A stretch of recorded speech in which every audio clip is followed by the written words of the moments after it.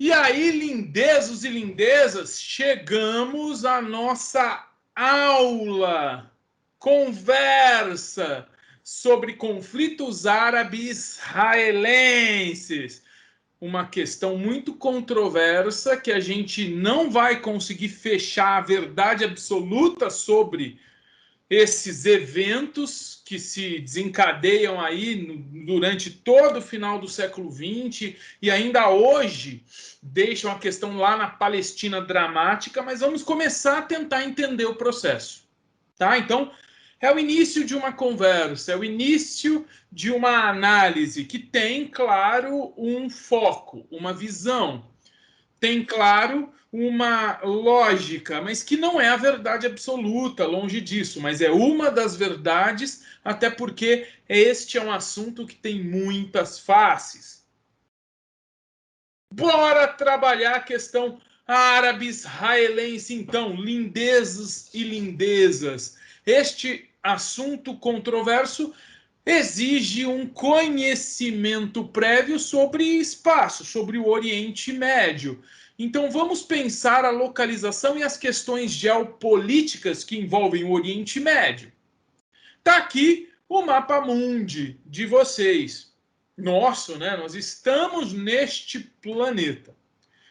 Enquanto o Brasil está exatamente aqui, onde será que está o Oriente Médio? Vamos ver? Olha lá, o Oriente Médio ali, ó, circulado ali para a gente focar. Vejam, a mesma cor do resto da Ásia. O Oriente Médio é a Ásia Ocidental.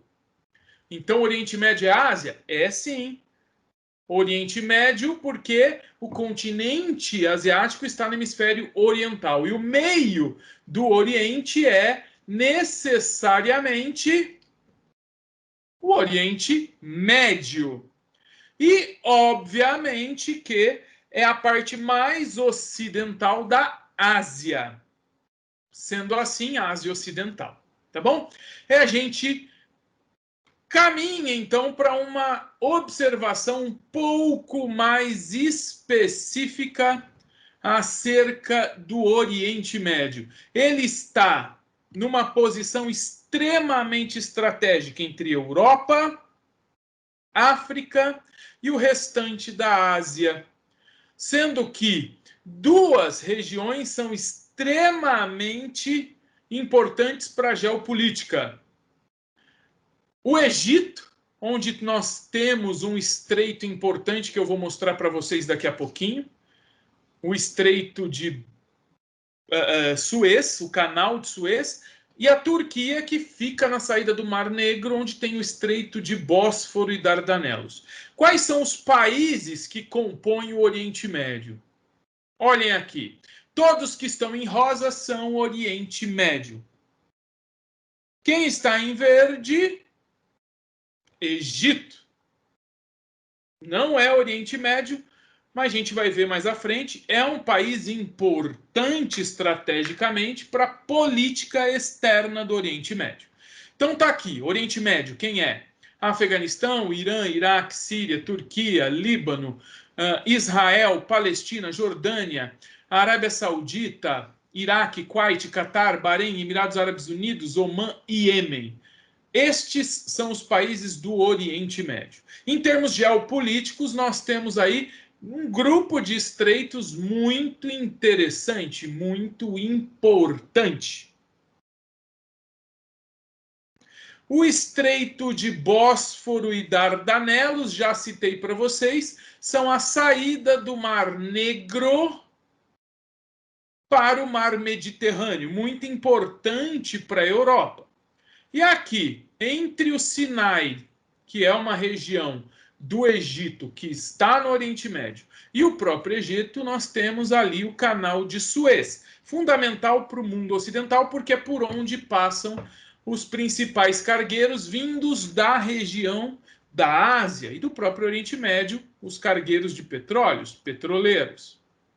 Temos dois outros estreitos importantes aí, Também por conta do petróleo, o Estreito de Hormuz, que é a saída do Golfo Pérsico, esse estreito é dominado ali pelo Irã, tá? É por onde os principais navios que saem do Golfo Pérsico, principal área de produção de petróleo do planeta, passam, ganham ali o Mar da Arábia, pegam o Oceano Índico, passam pelo Estreito de Bab el-Mandeb, que é a entrada do Mar Vermelho, onde a saída dele é o Canal de Suez, um canal feito por homens para ligar o Mar Mediterrâneo, a Europa, à Ásia. Bom, são questões geopolíticas gerais que a gente precisa conhecer sobre este que é o Oriente Médio e que vocês veem aí no mapa em destaque. Agora, temos que conhecer, para entender os conflitos entre árabes e israelenses, a questão étnico-religiosa. Mais para frente eu vou fazer lá uma marcação no mapinha, aquele mapinha que a gente acabou de ver, com setinhas para mostrar aí quem é o Oriente Médio, quais são suas principais nações árabes, quais são suas principais religiões. Beleza? Então a gente começa falando exatamente sobre etnias e religião de forma mais genérica. Começamos então pensando a população. A população do Oriente Médio tem aproximadamente 350 milhões de habitantes. E temos aí pelo menos 4 grandes grupos étnicos. Os árabes, que são os mais numerosos nessa região. Temos os turcos, temos os persas, temos os judeus. E temos grupos menores, por exemplo, os curdos. Esses a gente vai falar só lá no final. Basicamente, os palestinos, que são parte dos grupos árabes, tem etnia árabe, é um grupo que a gente vai falar logo de início, porque está dentro de Israel, e eu daqui a pouquinho vou mostrar o mapa de Israel e vou falar um pouquinho para vocês sobre, basicamente, os palestinos dentro de Israel ou os israelenses dentro da Palestina. É uma conversa que a gente vai ter logo em seguida. O Oriente Médio também é o berço de religiões monoteístas, que tem um único Deus prioritário, um Deus total, um Deus único. As duas maiores religiões da região são o judaísmo, em Israel, e o Islã, dentro de todos os países árabes, dentro da Turquia e dentro dos povos persas. O Islã predomina. O Islã tem duas vertentes que de vez em quando a gente escuta falar, mas a gente não vai aprofundar agora. A gente vai ter um momento, num outro vídeo, que a gente aprofunda este assunto. O predomínio do Islã, ele acontece em vários países. A gente vai ver que uma coisa é etnia, outra coisa é religião, mas mesmo dentro da religião islâmica nós temos uma vertente religiosa xiita, que são tidos como mais, digamos, dogmáticos, presos, né, em uma vertente mais clássica do Islã, e os sunitas, que são tidos pelo Ocidente como mais progressistas, mas na verdade você tem sunitas progressistas e sunitas mais ortodoxos, mais clássicos na sua vertente religiosa, nas suas crenças, mais conservadores, digamos assim. E o Ocidente tem um preconceito muito grande com relação aos xiitas. Acredita-se no Ocidente que eles são radicais, o que não é verdade. Existem radicais xiitas, mas existem radicais sunitas. Aliás, existem radicais em qualquer religião do planeta. E eles são numericamente muito, mas muito pequenos. Percentualmente quase nulos. Quer dizer que o Islã é uma religião bastante pacífica, bonita, extremamente parecida, com todas as suas diferenças, parecida até mesmo com o cristianismo, de quem o Islã mesmo deriva, e do judaísmo. Como assim o Islã deriva do cristianismo e ou do judaísmo? Olha aqui, o judaísmo é a primeira grande religião monoteísta ali no Oriente Médio, ainda é a religião dos judeus em Israel. Nasce com Abraão 3000 a.C., é uma religião que tem 5.000 anos de existência, e tem como Deus único Yahweh, que no aramaico antigo, traduzido para o português, significa aquele que é. Jesus Cristo inicia o cristianismo há 2.000 anos atrás, ele que era judeu, ele nunca foi cristão, ele cria uma derivação do judaísmo, mas ele nasce, cresce e morre judeu, querendo reformar o entendimento da religião judaica, e essa reformulação veio criar o cristianismo tempos depois. Por isso, o Deus cristão é o mesmo Deus do judaísmo, é uma religião reformada, o cristianismo é um judaísmo reformulado. Yahweh latiniza-se essa expressão, né, para o latim, vira Javé, que significa então aquele que é. E o Islã surge de Maomé no século 7 depois de Cristo, portanto há 1.300 anos. E aí, todos os preceitos judaico-cristãos são estudados a fundo por Maomé, e ele então propõe uma nova religião através da inspiração divina. Surge o Corão, livro principal da religião islâmica, a partir de uma moral judaico-cristã, surge a moral islâmica, e o Deus Alá significa do árabe para o português aquele que é. O mesmo Deus em 3 religiões. Olha que maravilha, né? Então nós temos aí uma convergência religiosa muito interessante. Não vamos aprofundar nisso também, mas basicamente vamos estabelecer as diferenças religiosas a partir dessas diferenças étnicas e regionalistas, ok? Quero dizer para vocês que a religião é só mais uma dessas diferenciações, tá bom? Enfim, para onde vamos agora? Uma espacialização do que são as áreas religiosas no Oriente Médio, as divisões religiosas do Oriente Médio. Começando pela divisão entre islâmicos xiitas, de maioria xiita, e de maioria sunita. Vejam, o Islã ocupa praticamente toda a Península Arábica e a maior parte do Oriente Médio. E nós temos aí em verde os países de grande maioria sunita, que envolve Síria, Arábia Saudita, Catar, Bahrein, Emirados Árabes Unidos, Iêmen, envolve Omã, que está aí sem estar pintadinha, mas eu vou pôr uma setinha, Omã, envolve sunitas também na Turquia, sunitas também aqui na Jordânia, e dentro de Israel nós temos os palestinos que são sunitas.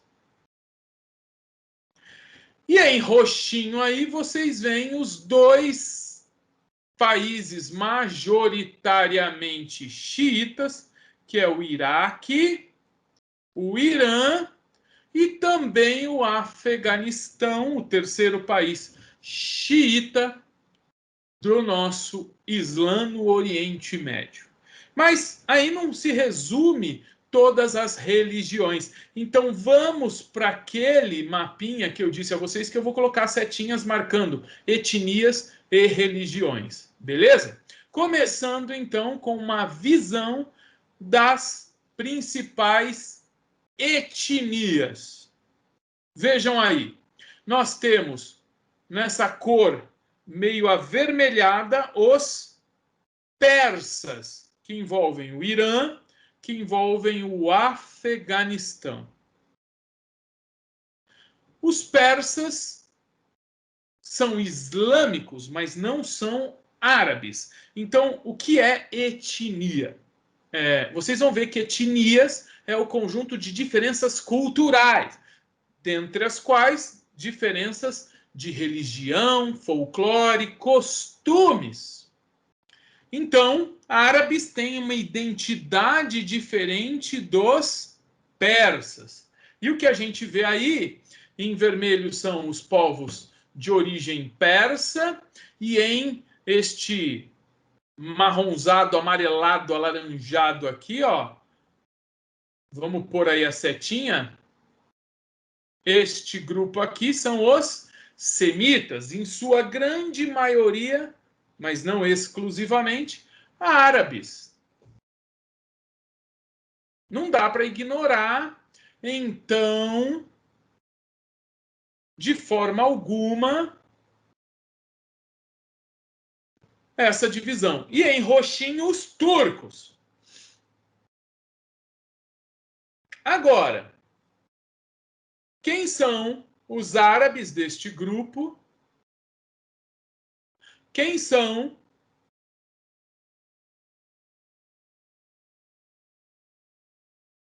os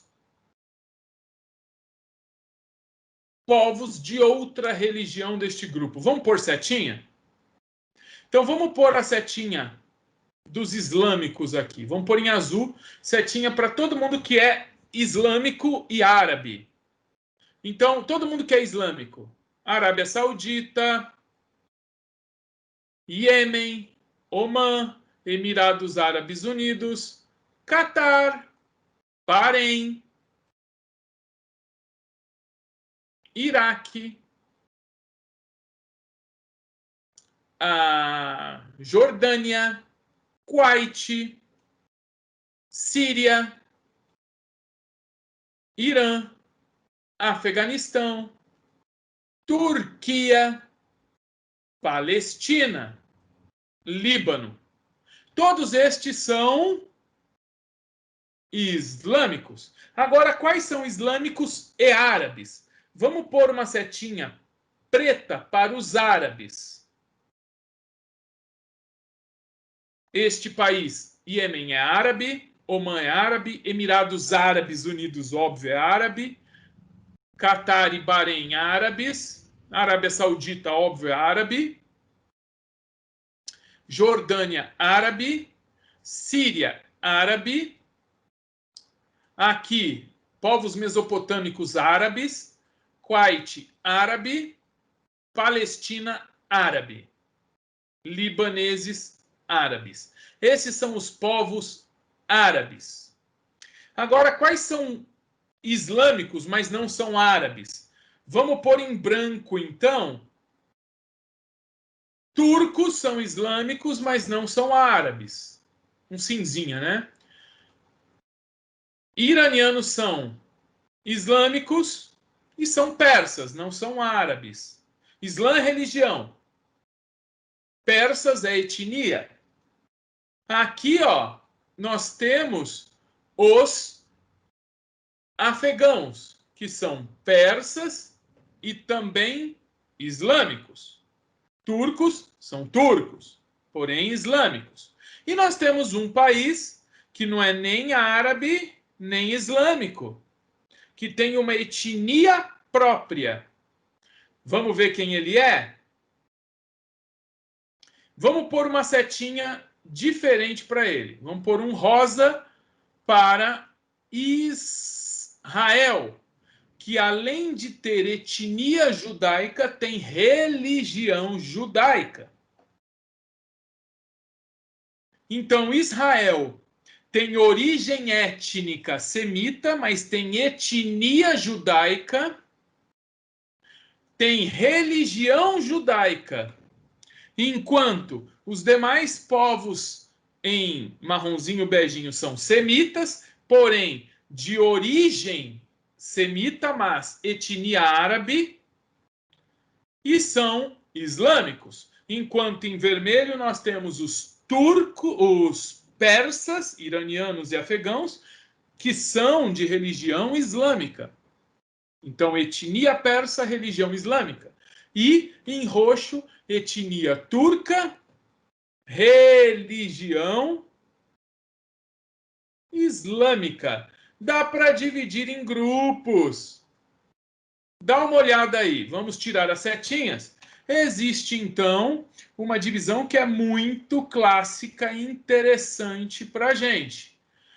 Existem povos que têm origem semita, e o termo semita a gente vai estudar logo em seguida. Os semitas, eles podem ser resumidos como uma origem étnica unificada de árabes e hebreus, que são os judeus. Então nós temos aqui, ó, os povos que são de etnia semita, na primeira fileira aqui, ó. Então aqui nós temos os povos semitas árabes. Vamos puxar uma setinha lá do semita para a gente saber que eles, apesar de árabes, são semitas? Olha lá. Tá vendo? Puxando lá de semita. Libaneses, iraquianos, sírios são povos árabes de origem étnica semita. Jordanianos, sauditas, yemenitas, palestinos, kuwaitianos, barenitas, cátares, omares e emires são os povos árabes que a gente já viu no mapa. Que outro povo é semita, mas não é árabe? Os judeus são de etnia semita, mas não são nem de perto árabes. Eles são derivados dos antigos hebreus. Então aí temos a origem étnica de povos que hoje etnicamente são separados. Árabes têm origem semita, assim como judeus têm origem semita. Mas hoje são etnias diferentes. E religiosamente eles são muito diferentes. Né? Então você tem, de um lado, os povos que são, de fato,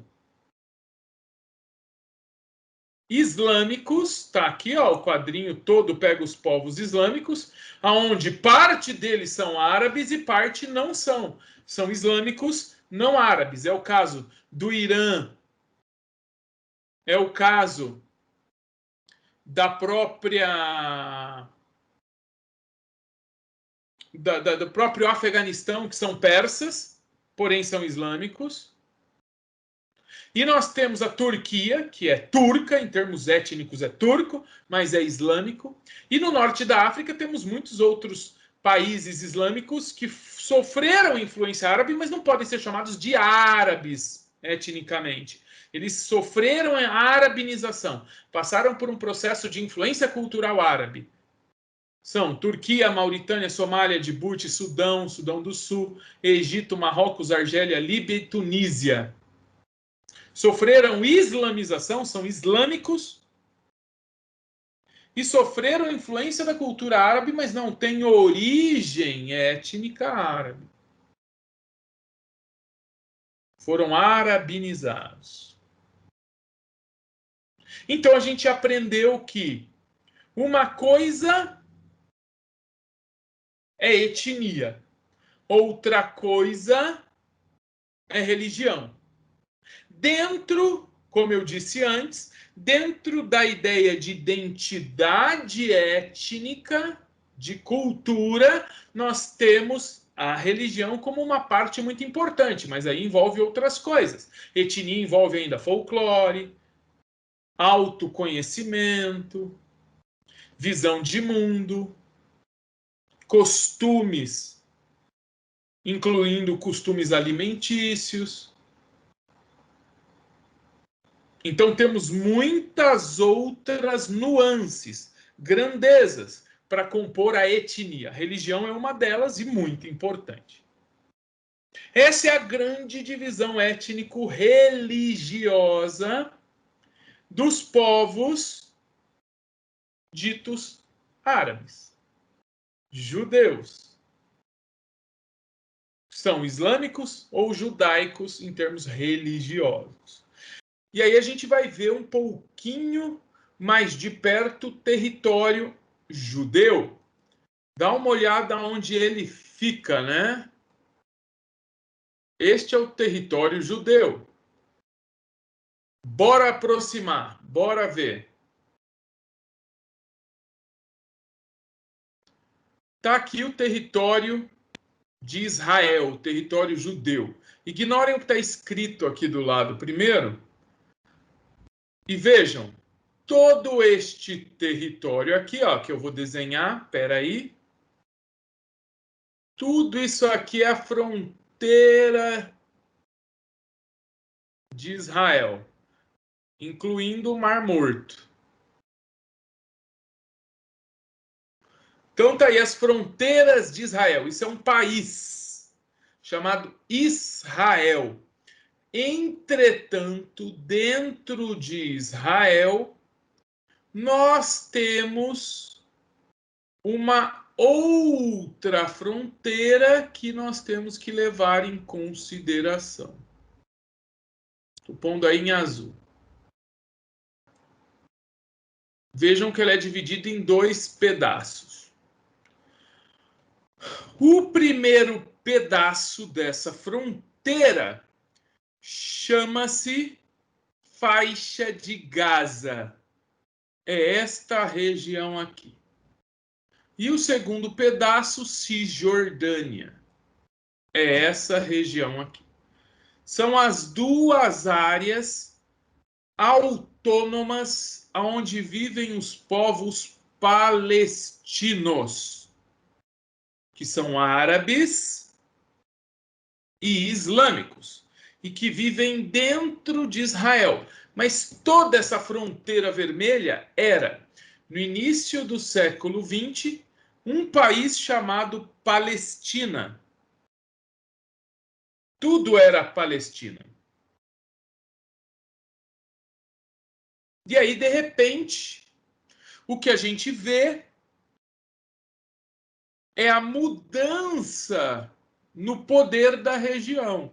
Antes dominado pela Inglaterra, passou então a ser dominado por um povo que ali retorna e se torna independente e declara a independência de todo o território para se governar de forma completamente legítima pelo processo de independência, autônoma porque não aceita influência, de forma soberana, por se declarar uma nação potente em cuidar dos seus territórios e de suas tradições político-culturais. Israel, então, surge na segunda metade do século XX como uma nação que passa a ter o seu próprio território. E os palestinos, que até então eram subjugados por outros povos, e na história dos palestinos, os demais povos sempre estiveram no poder político da região, e os palestinos sempre foram habitantes da terra, e quase nunca na sua história soberanos da terra, né? Digamos que eles não tinham soberania político-administrativa, foram herdeiros de um território quando estes atuais judeus, há 2.000 anos atrás, se viram obrigados a fugir desse território, povos europeus como os macedônios, sequência de invasões que culminou há 2.000 anos atrás com a invasão e o controle territorial romano, na Roma Antiga. Os judeus fogem para todos os lugares do planeta. Esse episódio ficou conhecido como diáspora. A saída para os 4 cantos do mundo.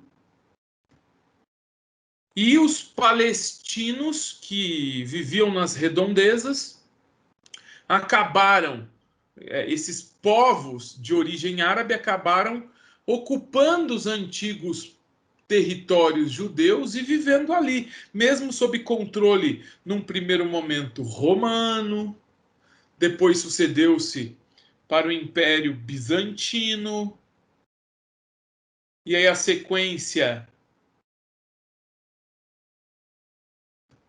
vai ser do Império Otomano, a sequência turco-otomano, Império Turco, até que, na história mais recente, quem assume o controle político foram os ingleses. E somente após este controle inglês que os judeus decidiram retornar à terra que eles haviam abandonado 2000 anos antes. E aí nós temos o processo de retorno, ou sionismo, e recomposição do antigo império judeu. Então nós temos uma região que tem fronteiras em vermelho aí, que foram espaços ocupados há mais de 2000 anos por judeus, que fugiram desse espaço por perderem o controle soberano dele. E aí os povos palestinos viveram ali nos últimos 2000 anos, chamando esse território de Palestina, sem ter o controle soberano, mas viveram ali, produzindo sua cultura, sua riqueza, produzindo seus alimentos e sua tradição.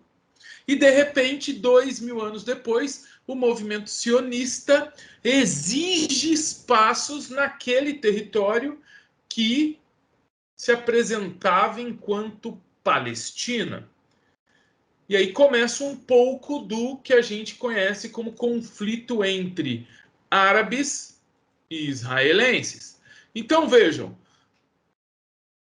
antes de 1946, esse território todo que era a Palestina era domínio e possessão política da Inglaterra. Mas era um espaço chamado e conhecido como Palestina, onde viviam ali os povos palestinos.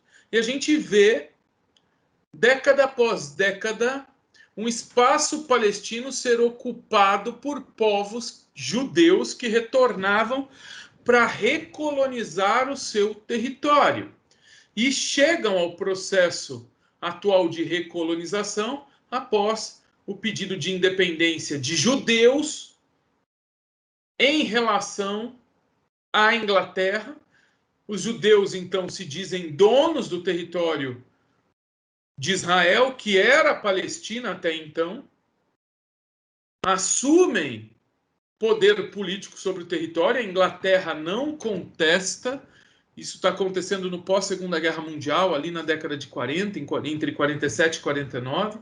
E os palestinos, desde então, vivem dentro do território de Israel, rebatizado como território de Israel, tentando retomar controle sobre este, que também era o território tido por eles como Palestina. Agora, qual será o direito cultural sobre o território? Qual será a construção da identidade étnica no território que tanto justifica o retorno de judeus para esse espaço, quanto ainda por cima garante a autoridade palestina sobre o mesmo território? O que culturalmente faz esse território ser legítimo para um e para outro? E aí, obviamente, a gente tem que buscar as origens do conflito entre árabes e israelenses, que culmina, entre outras coisas, com a disputa pelo território. Uma disputa que é bélica, que é violenta, uma disputa que é desumana, que é muito mais complexa do que o que a gente imagina. Que fazem parte, essa ideia de passado faz parte da construção da identidade dos povos, portanto, da ideia de origem cultural dos povos.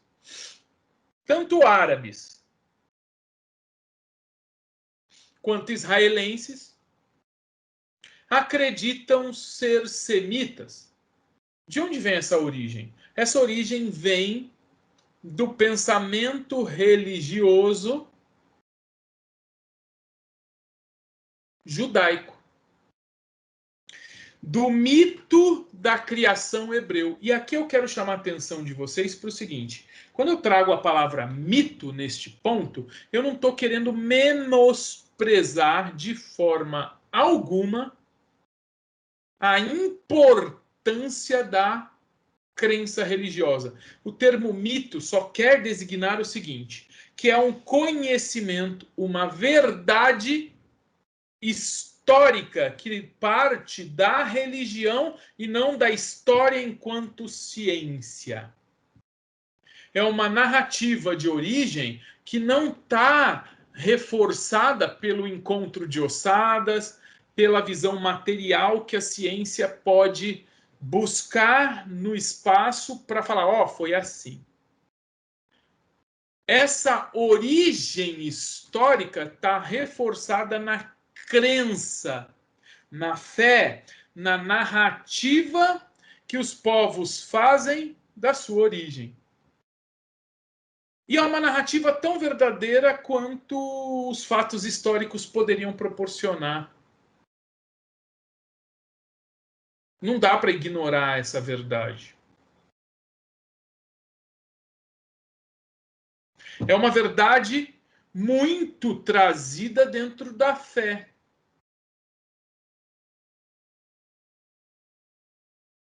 Muito apresentada a partir da crença sobre o mundo. E isso não é pouca coisa. Pode não se confirmar em ossadas, mas se confirma na realidade cultural de um povo e reforça essa cultura. Então, quando eu trago a palavra mito, não é porque é mentira, é porque é uma verdade religiosa que tem muito poder e muita influência no padrão cultural de povos inteiros. E o mito mais importante neste caso apresentado é o mito da criação hebreu, que é falado entre os povos hebreus, trazendo um Deus onipresente, onisciente, onipotente, que simplesmente sabe, faz, conhece e abraça tudo, cria o mundo em 6 dias, cria o homem no 6º dia. Surge então o pai primeiro, Adão. E de Adão surge Eva, sua companheira. Da sua costela, Deus faz uma igual para que eles possam povoar a criação. É a maneira como os hebreus tinham de explicar para os seus filhos de onde eles vieram.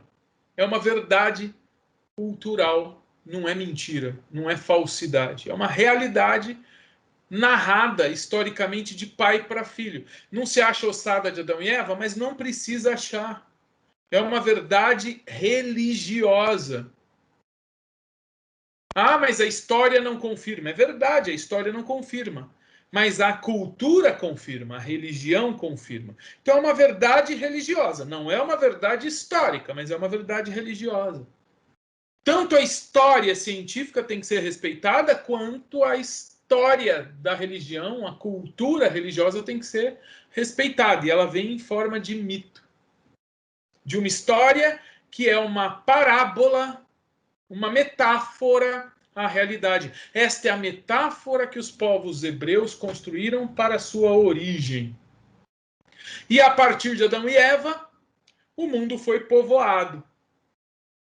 E isso está presente na lógica do Torá judaico, da Bíblia cristã e no próprio Alcorão islâmico. tanto judeus, quanto cristãos, quanto islâmicos acreditam nesta origem e acreditam nesse Deus criador que povoou o mundo com seus filhos humanos. Os filhos do pai primeiro e da mãe primeira não foram muito bonzinhos, não. Adão e Eva tiveram muitos filhos, dentre os quais Caim e Abel, que não se deram muito bem, não. Depois vem um outro carinha aí, o Sete, que precisa ser pensado. O Caim mata Abel por inveja e é expulso por Deus. Sobrou então Sete, que vai ser o povoador. É de Sete que vem o povoamento do mundo. E lá no Torá judaico, na Bíblia cristã ou no Alcorão, a gente vê as descendências de Sete, dentre as quais tem Enoque, tem Matusalém, até chegar a Noé. E Noé é aquele indivíduo que faz um pacto com Deus, Deus que está desgostoso com a humanidade, constrói a arca, bota na arca seus animaizinhos todos, coloca na arca seus filhos, que são tidos por Deus como uma família justa e santa, e quando vem o dilúvio, mais um mito que fala de uma verdade religiosa,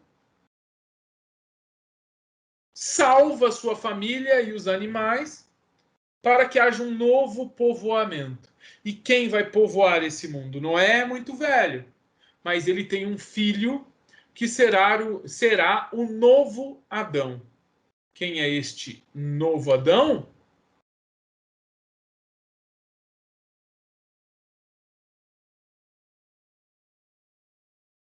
O Sem é o novo Adão. É ele que vai dar a descendência dos povos que se autodenominarão semitas. Vejam só. Os semitas são os filhos de Sem. Aqueles que povoarão novamente o mundo. E dentre eles os filhos de Abraão. Sem é o novo povoador. De quem descende Sem? Abraão. É de Abraão que vem os semitas.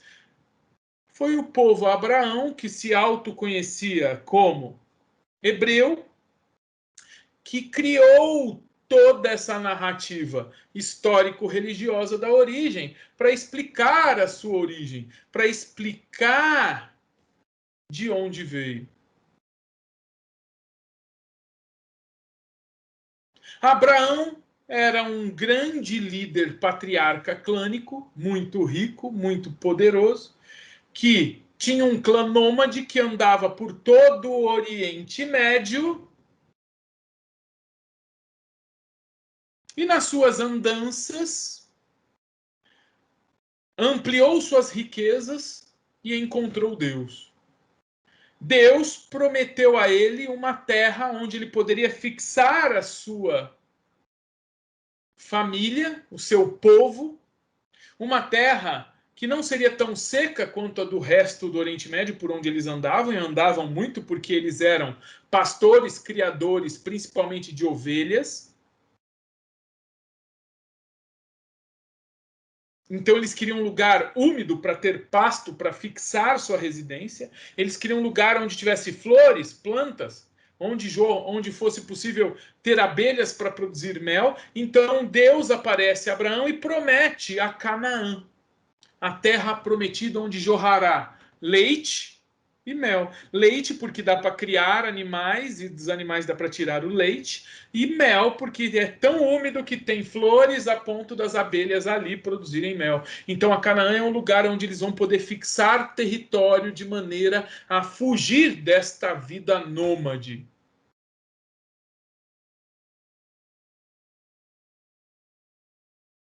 E os filhos de Abraão serão herdeiros tanto do clã, dessa riqueza, dessa sociedade rica nômade de Abraão, quanto da promessa de Deus sobre a tal terra prometida. E é aí que a gente precisa entender como os filhos de Abraão, que também serão semitas, porque descendem de Abraão, e Abraão se enxerga semita, como esses filhos de Abraão vão colorir a história de árabes israelenses. Abraão, que não podia ter filhos, faz filho numa escrava, numa mucama egípcia conhecida como Agar. E Abraão, então, tem o seu primogênito, Ismael. O primogênito, no clã, ele é herdeiro da riqueza do pai. O primogênito, o filho homem, primeiro, é quem recebe as heranças. Então, Ismael seria o herdeiro legítimo do trono de Abraão no clã, seria o dono do clã, seria o dono das riquezas e seria o cuidador da família de Abraão e seria o dono, o herdeiro da promessa de Deus, da terra prometida, da Canaã. Porém, ele era filho de uma egípcia e ele não era filho legítimo de uma hebraica. Sara era mulher de Abraão, não podia engravidar, mas eis que por uma questão divina ou por uma questão da vida, ela engravida de um filho de Abraão. Isaac nasce e carrega com ele a lógica de ser o filho legítimo, porque nasceu de uma mulher hebraica e não de uma egípcia. E aí Abraão se vê com um problema sério. Por quê? Porque Ismael é o primogênito. E a lei da primogenia é muito séria no clã. O primogênito é o herdeiro. Mas aí Sara e os hebreus questionam: peraí, Abraão, mas você teve um filho bastardo. Ele não é hebreu e ele vai governar os hebreus? Ele vai liderar este clã hebreu, sendo que ele não é hebreu por parte de mãe?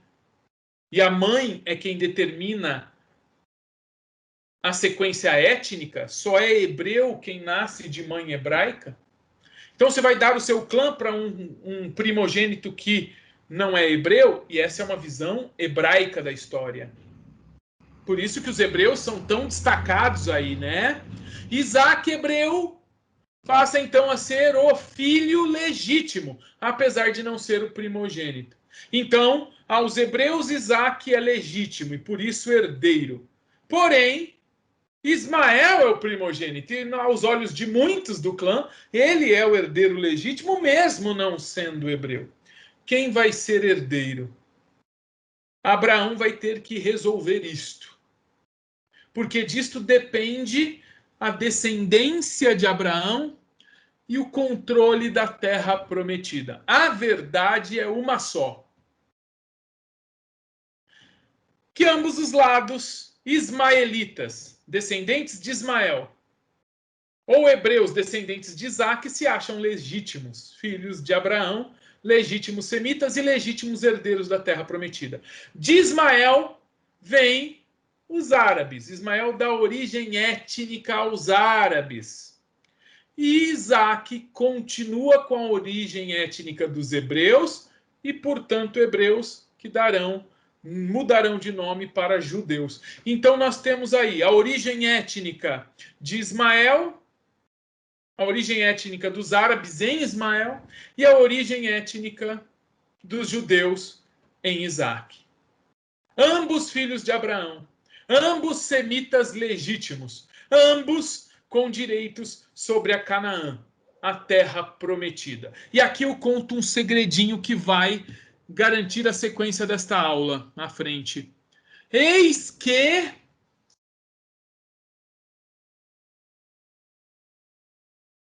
Israel seria a Canaã. E é muito por aí que os árabes, principalmente palestinos, legitimam a sua presença na terra. Claro que tem muito mais coisas, e que eu vou falar em sequência, por exemplo, a fuga dos judeus, do que hoje é Israel, lá em 67 a.C. Mas é também por ser filho de Abraão, herdeiro tido na cabeça deles como legítimos, que os judeus se dizem donos de Israel hoje. Então, palestinos e judeus têm uma história cultural religiosa muito forte para legitimar a sua propriedade sobre o que hoje é o território de Israel. Bora seguir com isso à frente para a gente entender um pouco mais sobre essa questão histórica e sobre essa legitimidade territorial. E aí começa a briga entre Ismael, o primogênito, que teria, pelas leis do clã, direito à herança por ser o primeiro filho homem, e Isaac, que se auto-intitulava o legítimo, por ser filho de Sara, uma mãe que não era egípcia, e sim hebraica, e que daria, então, legitimidade a ele, Isaac, de ser o primeiro filho legítimo, e não o segundo filho de Abraão. Seria o legítimo. E daí surge uma briga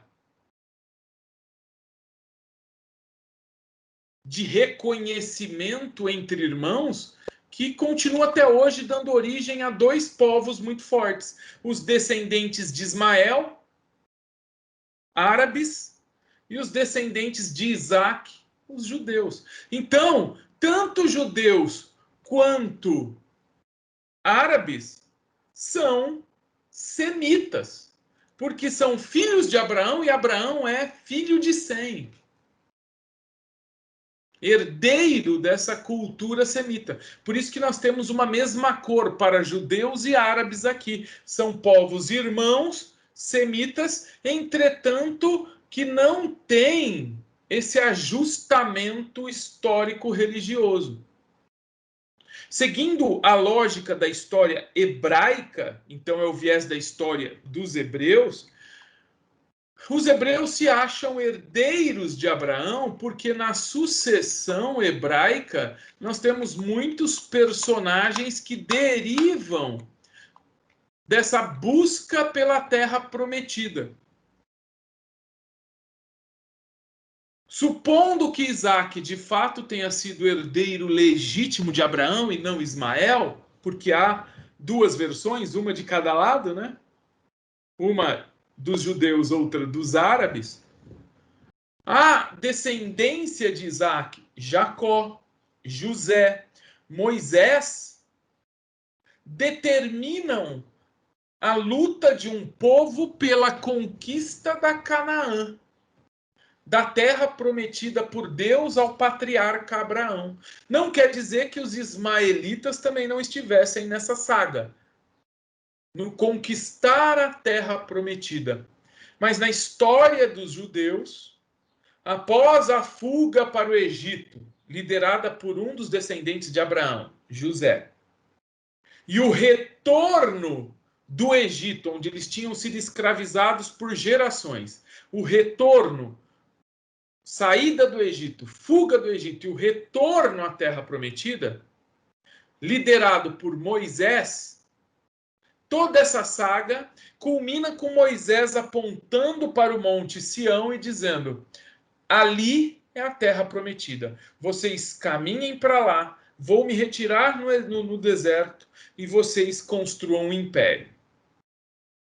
Quem consolida esse império é Davi, que consolida o império dos povos descendentes de Abraão, que até aquele momento se determinavam hebreus, e a partir daquele momento se autodenominaram filhos de Judá. Judá era a tribo de Davi, uma tribo hebraica.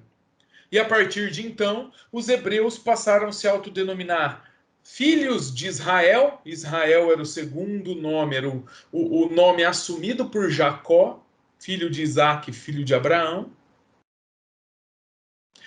Os hebreus, a partir de Davi, passaram a se reconhecer como judeus ou israelitas e permaneceram num território com soberania, controle territorial, criados por Davi. Este território foi consolidado em termos de fronteiras, em termos de soberania, pelo rei Davi. É aí que faz sentido falarmos rei Davi, né? Os reinados hebraicos só acontecem a partir deste momento histórico do Império Hebreu. Eles vivem por gerações no Império até que perdem esse Império por conta da invasão de mesopotâmicos, persas, até mesmo invasão de povos europeus como os macedônios e, enfim, os romanos. E é aí que em 67 a.C. acontece a diáspora judaica. A fuga de judeus para os 4 cantos do mundo.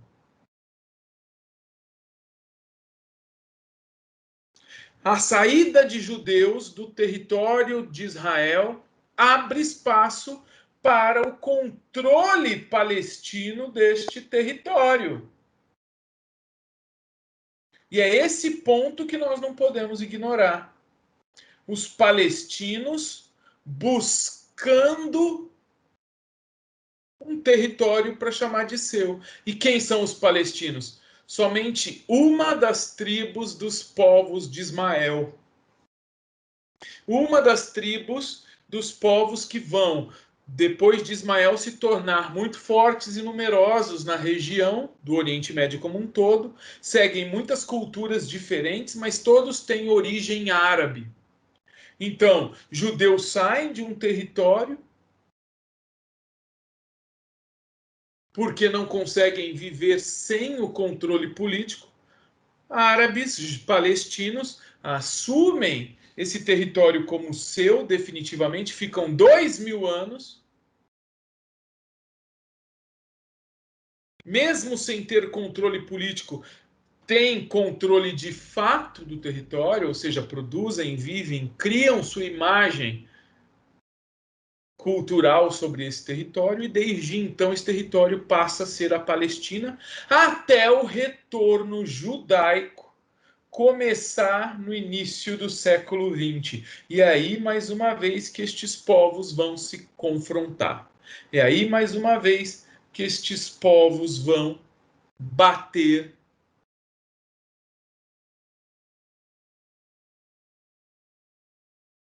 se degladiar, se questionar enquanto legítimos donos do território. Tanto os judeus questionam a sua legitimidade e a legitimidade do outro como dono natural do território de Israel, e quanto palestinos árabes se dizem, não, somos nós sim os herdeiros legítimos. Vocês não. Então, basicamente, lá na divisão histórico-cultural em Abraão, nasce a disputa entre 2 irmãos, Isaque e Ismael, sobre a legitimidade da herança de Abraão, e parte da herança de Abraão é esse território, Palestina ou Israel. Quem é o legítimo? O primogênito, Ismael, e portanto os árabes? Isaque, filho de mãe hebraica, ele deveria ser tido como o legítimo herdeiro, e portanto Israel é um país legítimo? Pois é nisto que o conflito entre estes povos está calcado, está alicerçado. No desejo que cada povo tem de ser legítimo e de ser reconhecido pelo outro, que é um povo etnicamente irmão, reconhecido pelo outro como soberano, dono e legítimo. E daí se desenrola a parte histórico-religiosa cultural da disputa por terras, da disputa por Jerusalém, que é uma das cidades mais importantes, tanto para a religião de judeus, e está aí o Muro das Lamentações, quanto para a religião islâmica, onde tem a esplanada das mesquitas. Então você vê a Aqsa lá atrás, aquela cúpula dourada, que é a terceira mesquita mais importante do mundo, de onde sobe para os céus Maomé, principal símbolo religioso do Islã. uma visão geral aí sobre a questão árabe-israelense. No próximo vídeo discutimos um pouco mais sobre as guerras árabe-israelenses, mas eu disponibilizo para vocês e dou uma dica aí lá no nosso canal. Um beijo aí a todos vocês e até o próximo.